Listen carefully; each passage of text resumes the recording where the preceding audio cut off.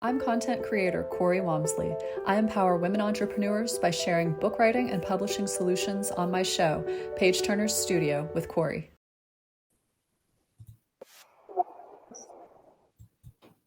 Hello, and welcome to another episode of Page Turner Studio with Cori. I'm your host, Cori Walmsley. I'm CEO of Aurora Coriolis Publishing and author of 10 books, and I'm also a writing coach. So I love helping people figure out how to get that story out of their heads and on paper.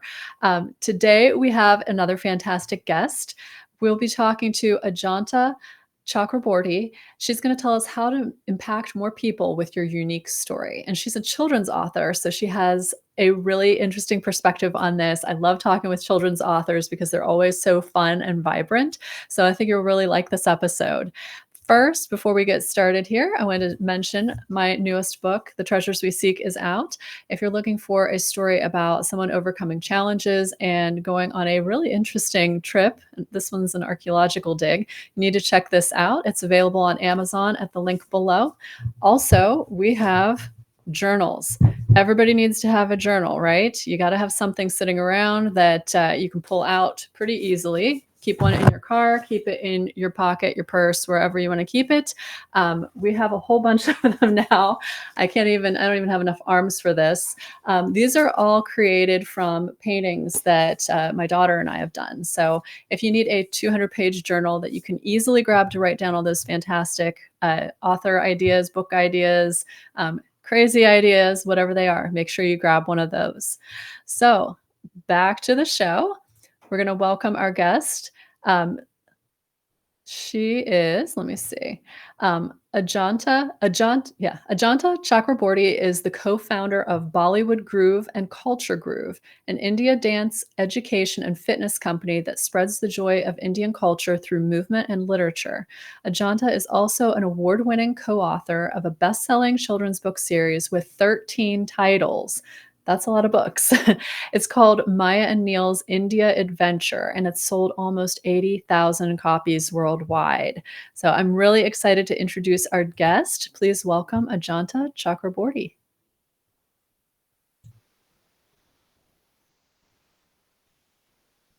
Hello. Welcome to the show. Thank you so much. Thank you for having me.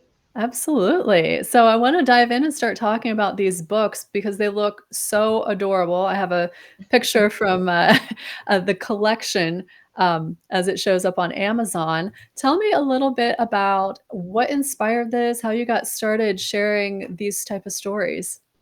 Absolutely. So I was back in 2010 and I basically quit my techie corporate job because I'm a computer scientist by education. And I started a dance company. And it was an Indian dance company. But what was different was that we never just taught just dance. So what I would do is that along with the dance, I would talk about the stories of the people who that dance came from.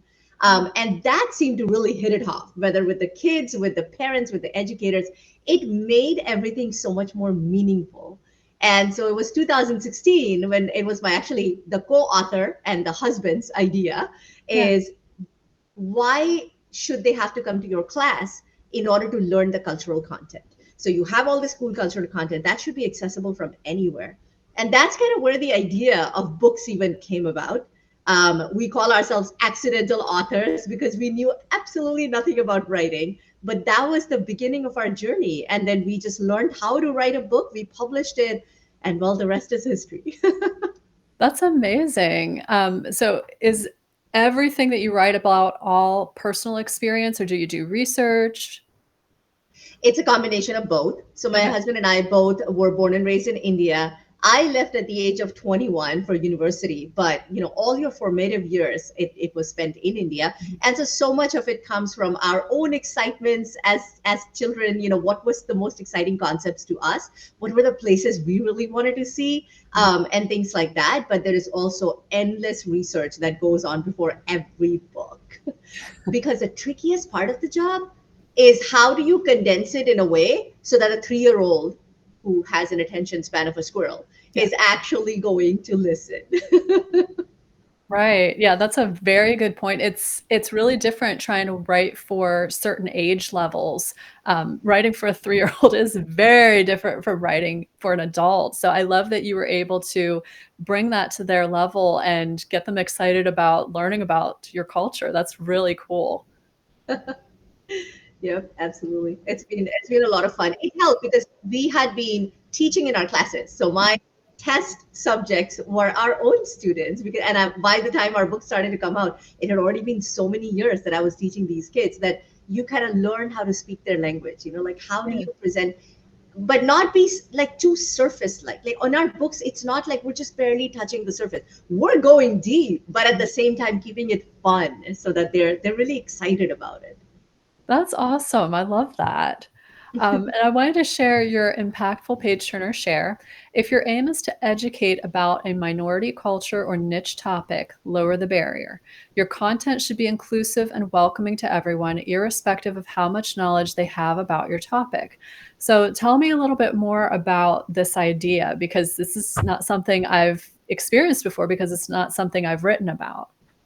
That, yeah, absolutely. And this is entirely learned on the field, as you would say. So one of the things that was my goal when I first came to, so I'm in Chicago now since about 2010, so it's been a long time here.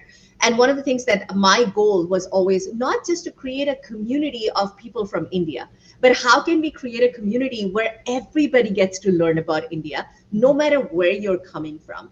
And so I specifically wanted to create something where everybody felt like, no matter where they were coming from, what their ethnic background was, how much they knew or did not know, they wouldn't be judged. It would be an environment where they could come and learn. And we've kind of continued that thread through our rest of the work. So whether it's through books, whether it's through the workshops that I do, that's always been a theme.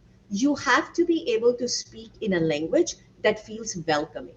It truly aims at making sure that nobody feels like, oh, you know what, I don't know enough about it. What if I shouldn't be afraid of my missteps and things like Yeah. that. One of the first things in our book is a pronunciation guide. It's like, you know what, some of these words are going to be new to you. We don't Yeah. want you to feel uncomfortable. Learn how to say them. And Yeah. everything is written in a way assuming that you know nothing about the topic. And yet at the end of the book, you should walk away with like a nice solid understanding about whatever cultural topic we're talking about. So whether it's been in-person experiences, virtual experiences, through the written literature, that's been the goal. And I think it's super important. If you're writing about niche, don't just write for that audience. Think of what the rest of the audience that's unaware of it Yeah. wants to learn about it, and make sure you keep them in your mind as well as you're writing or creating any form of content or art, if you will. Yeah, I love that. And I know that words especially, I love that you have the pronunciation there, because sometimes people see these words that are from other cultures and they just go, I don't know how to say this. And I always tell people, like, yes, you can say it. Like, before we started this, I didn't know how to pronounce your name and you told me and I tried it and like, okay, I got it. And Yeah, I don't think yeah. I hurt your name when I said it. And No, I you're think, right. yeah, like everybody can learn these things. So I love that you're making that accessible and, bringing that to other people. That's just beautiful. Thank Yeah. you. Yeah. And I wanted to share your page turner tip. 90% of being an author is marketing. No one sells your book as well as you do, and there is no shame in working hard towards your goals. You do not lose your artistic integrity by doing so. Um, I think this is a big thing for authors. They get kind of like, oh, I'm an author. I'm just going to write books. I'm going to hide in a corner, and I don't know what happens next. Tell me how you discovered this and like what kind of things have been working for you. Yeah, absolutely. And I would say this is perhaps even true for an author like me who is self-published. When we first started, this was 2016, Mhm. diversity was not as big of a hot topic that it is right now. Mhm. And I knew that if I wanted to wait until a big publisher would pick up our book, it would take forever. And so Right. we said, we're just going to publish it ourselves. And the problem is that you don't have a backing or the distribution network, all the perks that come by being associated with a big publisher. Right. So now you are really responsible. And I wonder if it's also true for the one that do come from big publishing houses. End of the day, no one's going to be as passionate about your work. And it's okay to share and talk about it. And it's okay to encourage people and say, go buy a copy of my book. And there is no shame in that. I Right. see such a contradiction in a lot of people because they feel like their art becomes smaller if they think of it from, being whatever their measure of success is, Right. whether it's revenue, whether it's number of copies sold, however they're measuring it, that the commercial success, if they emphasize that too much, somehow their art becomes small. And I say that 100% does not happen. It is okay for you to set up, make yourself also commercially successful, while at the same time creating really high quality content that people will find value from. Yeah, I love that. And I know I keep saying I love that, but I love that. I had talked to an artist, like a visual artist, a few years ago, and something she said was totally what you were saying. She said the art wants to be seen.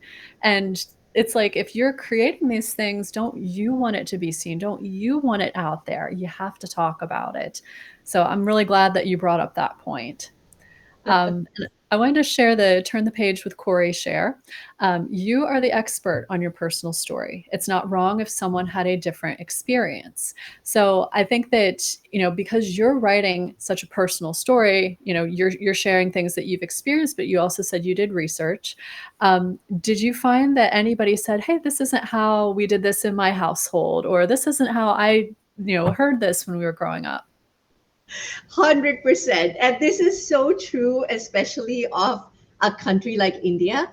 It is Mhm. not one culture, it's not a monolithic experience. It is literally like a collection of countries. Mhm. That's how diverse India is. And so every part of India, literally, every household will have a different interpretation of what a certain occasion means to them, for example. And it Okay. is really, really, it's pretty much impossible to write in a way that addresses everybody. That is really good. But so the way that we did it is, taking on some of the ways that's the most popular way. But we started to add sections in our books that where we call InfoZoom, where we kind of show you 6 other ways that people in India do this. Because it's true. I would constantly have people say, I don't do that. And I say, and that's okay. Because guess what? It doesn't have to be. And I have learned personally so much through that. I was born and raised in India, and yet there are customs, traditions, symbolism that I don't know of.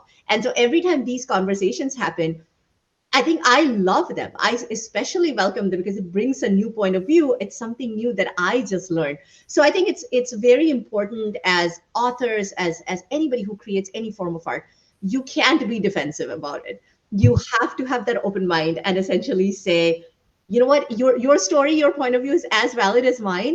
And I love that you brought this up because I learned something new today. So Yeah. that's kind of the approach that I've tried to have. And it's definitely enriched my understanding of my own culture through that. Yeah. Yeah, and I imagine that, you have learned things because you opened up and said, "Here's this," and there was that connection point. You guys shared something, and you both had it from different directions, and I think that's Absolutely. just beautiful when people are able to share their stories in that way. Yeah. I especially see this happening so much with kids because I go into schools where I would do like a full school assembly. So like Yeah. 600, 700 kids in front of me. And then I always do like a fun Q&A at the end. And the way to approach it for me is always, can I connect it with something that you know? So when I talk about Diwali, which is the festival of lights, I'll start with, well, do you know about 12 days of Christmas? Let's talk about 5 days of Diwali. It's the connection is immediately made.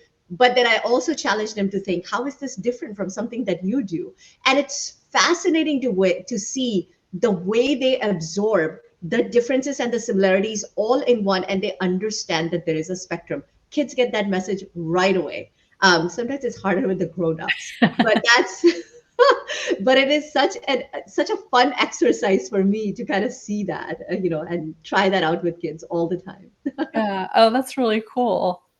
I want to share the make an impact tip with Corey. Get excited about people reading your book when you want to sell at events. Your excitement can be felt, which increases sales. And this is something I learned by being at author events because I would look around and see a lot of the authors were just sitting at their table and like they were quietly waiting for people to come up. I stood up and as people walked by, I'd say hello and we'd start talking. Like I gave them that opening. I wasn't sitting still. How is it that you handle this? Yes, and thankfully we got so much experience in this because I was already an entrepreneur.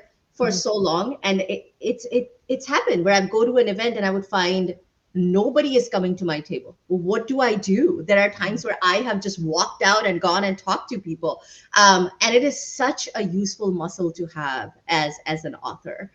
Like you said, you cannot just sit in one spot and just look at your phone or anything. You have to be engaging, and it takes a lot. Give yourself the credit to say that I did something very brave. It takes courage to kind of step out there and put yourself out there. And what if you don't get a good reception? I also shamelessly use my child for this. He's almost 10 years old and he works the room like nobody's business. And so sometimes we take two different directions. I'm like, I'm going to go this way. Here are business cards. You go that way. And it is so much fun to see him just go around everybody and telling, hey, do you see that booth? Go over there. So I'm going to say, authors, if you have kids who are willing to do the work, use them as well. That is a really good tip. That is a bonus tip you get from this episode. I do the same with my daughters. My oldest actually wrote a book with me when she was 5. So now if I take her Wow. to events, I'm like, would you like to meet the author? She's 11 now. Maybe she has extra wisdom to share about monkey mermaid magic. That's perfect. Oh, well, thank you so much for being on the show today. This was wonderful. You gave us so many great tips, and I've loved hearing about your books. Thank you so much. And by the way, I loved your journals. I think I need to get one of those. Oh, thank you. One last thing, if I may mention, I have a lot of free resources on our site, specifically because our mission is to spread the joy of culture. Mhm. And so if anybody's interested, bollygroove.com. And then if you add the word free to it, you'll actually come across all of the free stuff I have. It's specifically there so that we lower that barrier of and making these things as accessible as possible. So take a look. Awesome. Thank you for sharing that. We'll make sure we add that to the show notes too. Well, I'm That's going to send Ajanta back to the green room and we will wrap up. Thank you. See Thanks. ya. Well, that was another amazing episode of Page Turner Studio with Cori. We are on every Wednesday at 7 Pacific, 9 Central, or 10 a.m. in the Eastern time zone where I am. Please join us again next week where we will have another amazing guest. Until then, have a Page Turner's Day. Products at auroracoriolispublishing.com. Make sure to join me every week on the SWE Media Network YouTube channel and wherever you listen to podcasts.